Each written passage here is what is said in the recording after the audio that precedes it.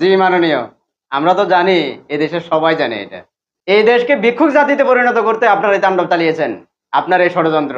বরং আপনার হাতে দায়িত্বভার আসার আগে এই দেশ ও জাতি অনেক ভালো ছিল, অনেক ভালো ছিল। আপনার হাতে দায়িত্বভার আসার পর থেকে এই দেশ ও জাতি একটা ভিক্ষুক জাতিতে পরিণত হওয়ার পথে, একটা ভিক্ষুক জাতিতে পরিণত হয়েছে। মানুষ কোন জায়গাটিতে শান্তিতে আছে, ভালো আছে? কোনো জায়গায় শান্তিতে নাই, কোনো জায়গায় ভালো নাই।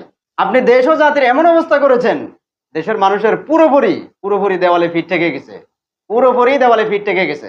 আপনার এই তাণ্ডব লীলা, আপনার এই ষড়যন্ত্র, আপনার এই ভারত প্রীতি, এই দেশের 18 কোটি জনগণ আগে পুরোপুরি না বুঝতে পারলেও এখন কিন্তু খুবই ভালোভাবে বুঝতে পেরেছে, খুবই ভালোভাবে বুঝতে পেরেছে। এই দেশ ও জাতি আপনার হাতে কখনোই নিরাপদ নয়, কখনোই নিরাপদ নয়। এই দেশের 18 কোটি জনগণের একটাই চাওয়া, শুধুমাত্র আপনার বিদায়।